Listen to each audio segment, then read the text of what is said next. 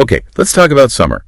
You know that feeling. The sun, maybe the beach, this sense that, I don't know, anything can happen. No, absolutely. It's often a time for figuring things out, for self-discovery. Exactly. And that feeling is right at the heart of today's deep dive. We're looking into Jenny Han's book, The Summer I Turned Pretty. The first one in the trilogy, yeah. Hugely popular. Right. And our mission here is basically to pull out the key insights from a spoiler review of the book. We want to help you understand what makes it tick, why it connects with so many people. So for anyone maybe new to it, the story revolves around Isabel Conklin. Everyone calls her Belly.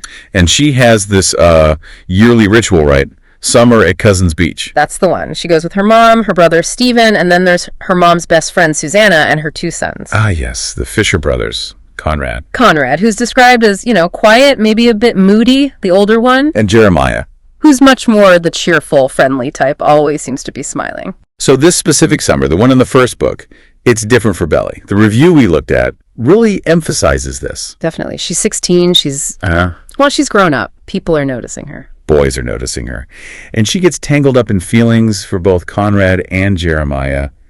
It gets complicated. A classic triangle setup, but with some real depth. So today, we'll trace how this sort of idyllic summer setting becomes more than just a beach romance. We're talking first love, sure, but also family stuff, growing up, some unexpected turns. Yeah, it's interesting how the review highlights Belly's coming of age as the absolute core. It's not just backdrop, it is the story. It's the summer she stops being the kid's sister, essentially. Right, and this new attention she's getting, it's not just external validation. It seems to kickstart something internal for her, too, like figuring out who she is and what she wants, especially romantically. And her relationship, or maybe non-relationship, with Conrad plays a huge role there. He's always been her big crush. Her big crush, yeah. But the review points out he's extra distant this summer, kind of withdrawn. Which is frustrating. For Belly, and honestly for the reader too sometimes. It is. But that distance, that moodiness, it's actually pretty crucial, isn't it? How so? Well, it forces Belly to confront the difference between the Conrad she built up in her head all these years. Ah, the idealized version. Exactly. And the actual complicated person standing in front of her, it makes her question what love really looks like, not just the daydream version. That makes sense. It feels very true to, how messy young love can be. It's rarely straightforward. Not at all. And then you throw Jeremiah into the mix. The complete opposite. In many ways. Right. The review describes him as consistently cheerful, supportive. He's her friend, but then he starts developing feelings for her too. Which just ramps up the complexity. Totally. He offers this warmth and stability that Conrad, with his mood swings, just doesn't seem to provide at that moment. Mm-hmm. So Belly's weighing these very different types of connections. And it's not just them, is it? There's another guy, briefly, Cam. Ah, yes, Cam. Good point. He comes into the picture for a bit. So what's his role in all this? According to the review, is he just a distraction? The review suggests he's more than that. He's sort of a test, a chance for Belly to see if her feelings are really all about the Fishers. Okay, like an external check. Yeah, and the fact that she realizes pretty quickly that, nope, her heart is still tangled up with Conrad and Jeremiah, it really underscores how powerful and frankly consuming that first love experience can feel. That intensity where maybe logic doesn't factor in much. Exactly. The reviewer actually called the tension between the brothers real and a bit messy. I think that captures it perfectly. It's not clean, it's raw. Okay, so we have this intense teenage drama playing out against the backdrop of summer. But then things take a turn. A very significant turn.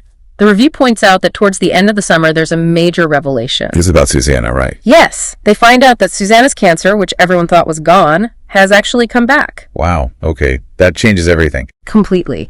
And this is where, as the reviewer notes, the story really gains its weight. It moves beyond just teenage romance. It becomes the thing that really forces Belly to grow up fast. Absolutely. Susanna's illness introduces this element of, life's fragility, impermanence. Suddenly, the summer crushes seem less all-important when faced with something this serious. It grounds everything in a much deeper reality. You go from worrying about who likes who to confronting potential loss. Precisely. It infuses that idyllic summer setting with this undercurrent of sadness, of potential grief. It affects everyone, obviously, and adds this bittersweet layer to the whole narrative. So pulling this all together, Yeah. What are the main takeaways here? We have this classic love triangle, Belly navigating her feelings. Right. Between Conrad, the complicated longtime crush, and Jeremiah, the steady friend whose feelings changed. Plus the Cam detour, testing those feelings. Uh-huh. But then, layered on top of all that adolescent angst and discovery, you have this profound reality check with Susanna's illness. Yeah, the review really hammered home that this subplot is what elevates the book. It's why it's not just a beach romance. It adds that bittersweet truth, that sense that things don't last forever, not summers, not relationships, not even life itself. And the ending reflects that, doesn't it? Conrad does finally seem to show his feelings for Belly. He does, but it's almost too late, or at least it comes after so much drama. And crucially, it happens under the shadow of his mother's illness. So it's not a simple happy ending. Not at all. The reviewer had this really poignant line, something like, "Neither summers nor people last." And that really sticks with you. You finish the book feeling a mix of hope, maybe, but also this lingering sadness. It definitely leaves you thinking. It does. And maybe that leads us to the final thought to chew on, something the review prompted. If summer is supposed to be this time of, joy and finding yourself, Yeah. what does it mean when those same summers are also the backdrop for the biggest heartbreaks, the moments that force you to confront the toughest parts of life and growing up? Huh.